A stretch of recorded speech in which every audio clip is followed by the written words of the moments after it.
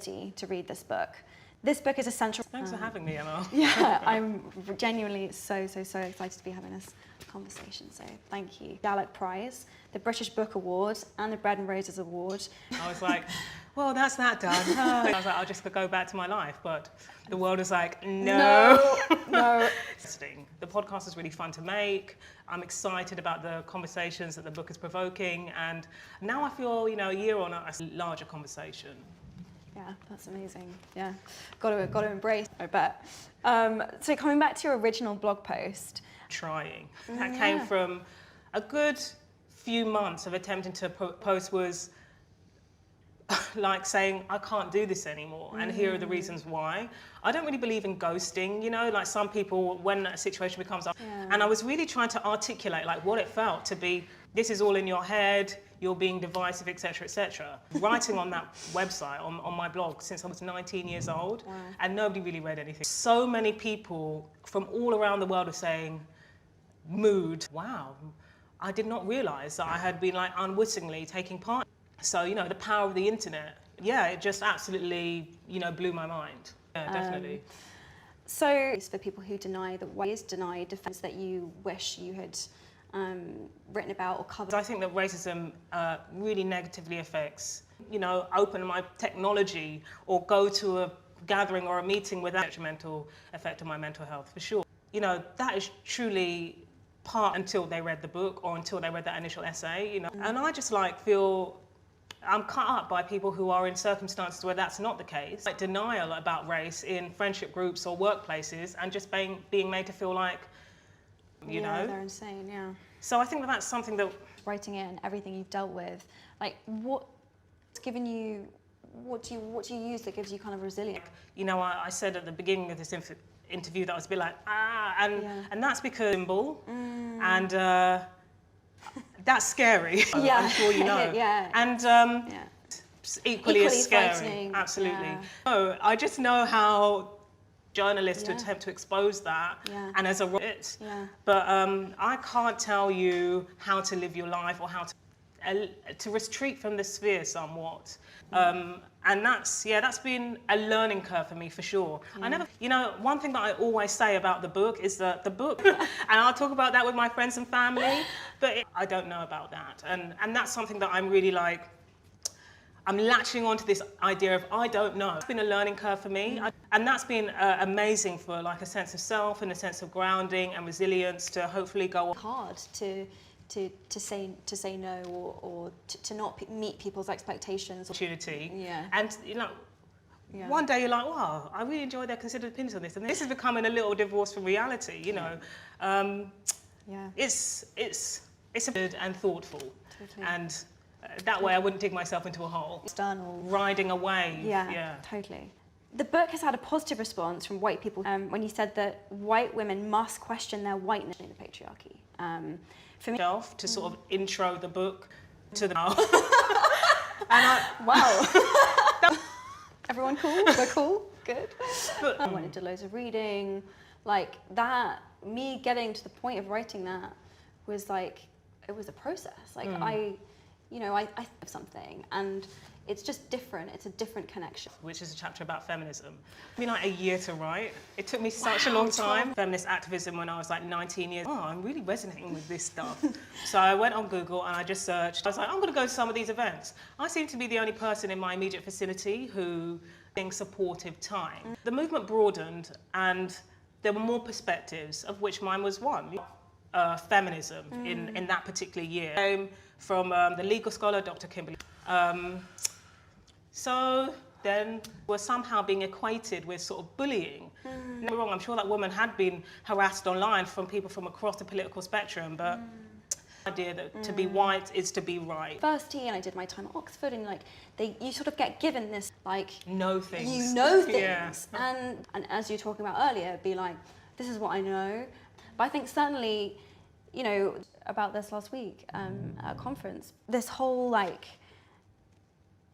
this phrase that politicians have been coining, which is being a voice, because a set of this isn't an issue. Yeah. And there was this and there was that, and just right.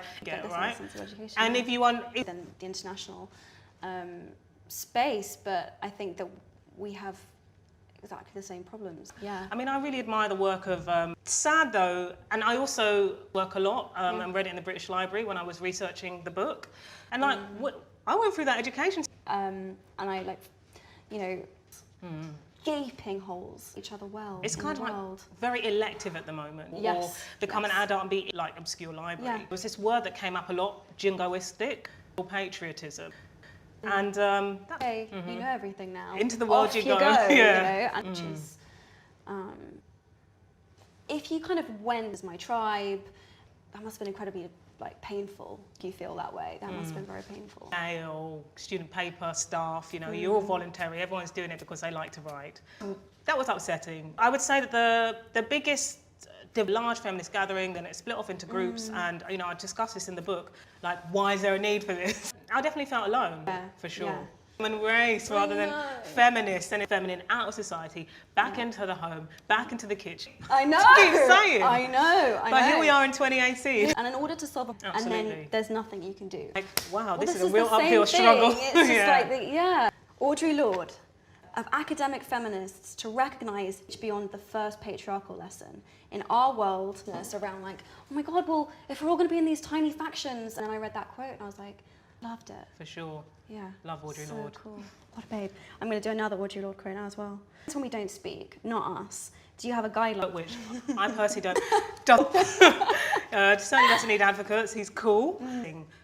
Which I feel that you can just be like, understand that it can be incredibly hard. Like I literally had to write a book, conversations at parties, you know, and things like that. So I would always say denial and literally does not see the inequality in a situation. Process of writing a book, you have to actually go out into the world and discuss it with people. I think I've heard, like if I had £1, I'll say like maybe 50 coins. Say to readers in particular who are like being expressive and productive, whatever that might be for you.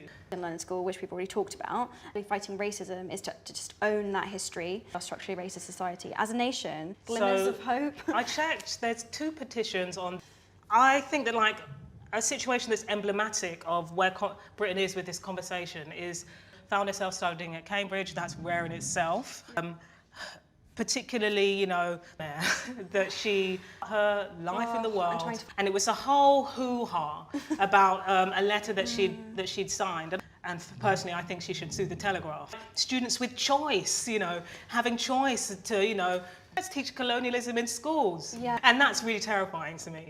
It's now something that's, I think that like last year, there was this whole thing going on and like, and the country tried to move forward from that. And it's like, but and it's it feels really disconnected to me. His name was Ambalavana Sivanandan. I think that's the perfect like encapsulation of why we need to have an understanding of what colonialism has meant for Britain. Because if you're black, you're not British, and that's just so not true. You've said previously. I recently inherited a pet, and like, I didn't know the pet's gender. I'm literally being a well-meaning white liberal in this situation, which is like, well, it's not really my neck on the line. I support him, that's it. When she was, you know, had her feet held to the fire, it was something she said about trans people. She said, I'm not going to do anything. And that's passively saying, yeah, I kind of support this, and then just not doing anything is just not good enough. Okay, so your book was really eye-opening for many white women. It's described by Tana Coates. Can you be a credible advocate when you still benefit from the about? How do you feel about that? As a political ideology, and I feel the book is literally attempting to point, are literally like paid up members of that ideology, you know, to other white people about it. That would be a great thing to do, you know. Exactly. Go talk to somebody else. Yeah, where it adds like experience to them. Really, really good ones. What is the one thing that you want? The reason is that I wanted to like be able to express. I certainly don't want to be like prescriptive about what people should be doing about it. I find this so awful and terrible. So Rennie, what should I do about it? And I'm like, that scares me, that worries me. It's a hard one because it's like, you have to do it perfectly. For sure. He must have been about 14 or 15, white boy. He came up to me and he was like this is amazing, you know. Work. But I agree with you. It's like being, we can't know. Assess. No. Like if somebody comes up to us who we don't know, we can't be like, well, like where'd you go to party? Like, We're going to try and ask a couple of questions from the OSS Instagram. Things crop up a lot in books for younger readers, often from authors of colour. So, which is... Loved this book. Yes. I was obsessed with this book. I haven't read it since I was a child, but I literally like this Couldn't put book, it down. which is essentially like I read it as a child, and it's the description of Callum. Whatever else, it's Absolutely. really deep. It's how the conviction of Stephen Lawrence's killers was a missed opportunity to have a public conversation of racism. And Pundit.